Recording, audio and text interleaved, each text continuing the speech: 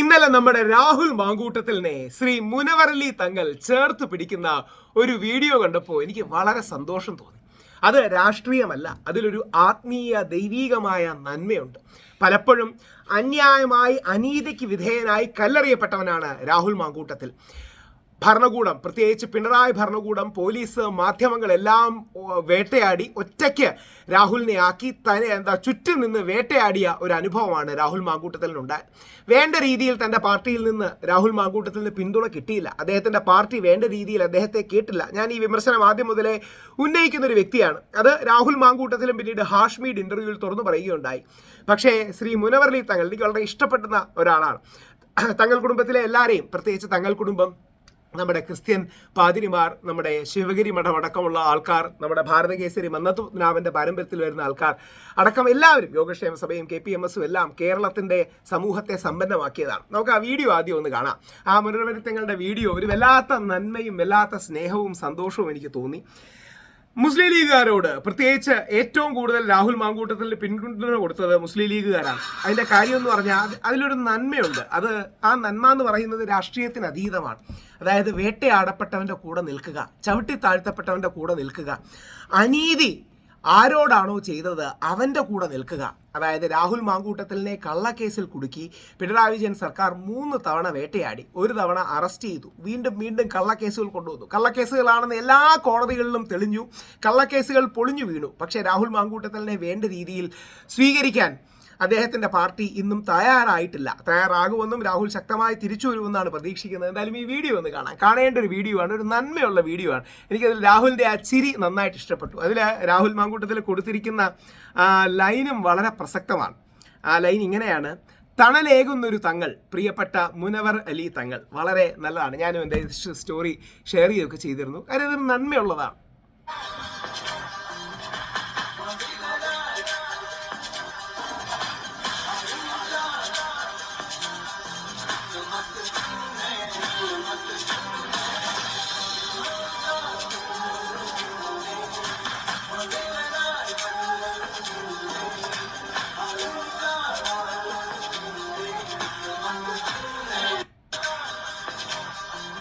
ആ ബോഡി ലാംഗ്വേജും ഒക്കെ അതിൽ നിന്ന് വ്യക്തമാകുന്ന ഒരു കാര്യമുണ്ട്. ആ വ്യക്തമാകുന്ന കാര്യം എന്താ അറിയോ? ഏറ്റവും കൂടുതൽ രാഹുലിനെ മുസ്ലിം ലീഗ് ചേർത്ത് പിടിക്കുന്നതിൻ്റെ കാരണം രാഹുൽ നെഹ്റുവിയൻ സെക്കുലറിസ്റ്റ് ആയതുകൊണ്ട് മാത്രമല്ല.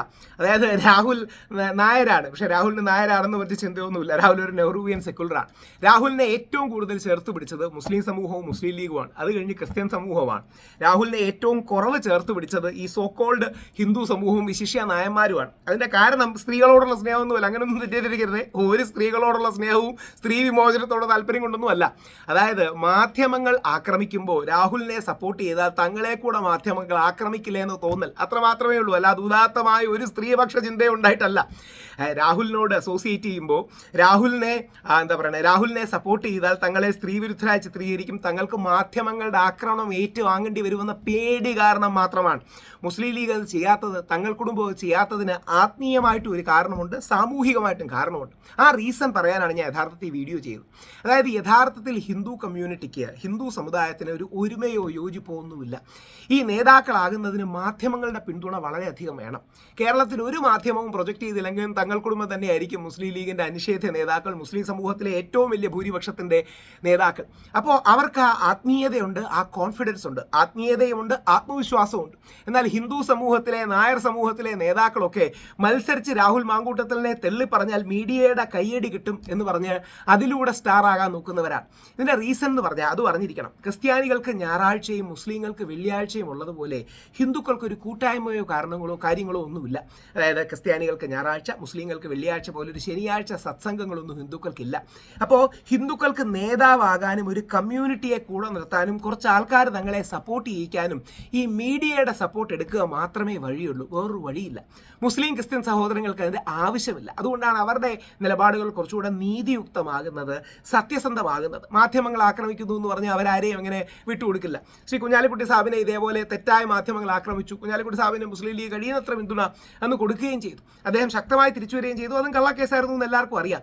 പക്ഷേ നായരായ ഹിന്ദുവായ രാഹുൽ മാങ്കൂട്ടത്തിലിനോ അല്ലെങ്കിൽ ശ്രീ ദിലീപിനോ ഇവർക്കൊന്നും ഈ പിന്തുണ കിട്ടാത്തതിൻ്റെ കാരണം വേണ്ട രീതിയിൽ ആ കമ്മ്യൂണിറ്റി സപ്പോർട്ട് അവർക്കില്ല എന്നുള്ളത് കൊണ്ടുകൂടിയാണ്. അത് മാത്രമല്ല കാരണം, അത് കൊണ്ടുകൂടിയാണ്. എന്തായാലും തങ്ങളുടെ ആ ചേർത്ത് നിർത്തൽ എനിക്ക് വളരെ ഇഷ്ടപ്പെട്ടു. ഈ തങ്ങളെ പോലെ, ഉസ്താദ് അൻസാരി സുഹറിയെ പോലെ, നമ്മുടെ മികച്ച ക്രിസ്ത്യൻ പള്ളിയിലച്ചന്മാരെ പോലെ, ക്ലെമിസ് തിരുമേനിയെ പോലെ, അങ്ങനെ ഒരുപാട് പേർ, എണ്ണിയാൽ ഒടുങ്ങാത്തത്ര ക്രിസ്ത്യൻ തിരുമേനിയെ പോലെ നമുക്ക് ഹിന്ദുക്കൾക്കും ഇതേപോലുള്ള ആത്മീയ സാമൂഹിക നേതാക്കൾ വേണം.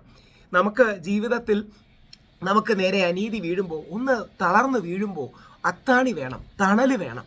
ആ വെയിലത്ത് തണലായി നിൽക്കുന്ന ആളാണ് തങ്ങൾ, അല്ലെങ്കിൽ പള്ളിയിലച്ചന്മാർ, ആരാണെങ്കിലും. നമ്മൾ ഹിന്ദുക്കൾക്ക് അങ്ങനെ ആരുമില്ല.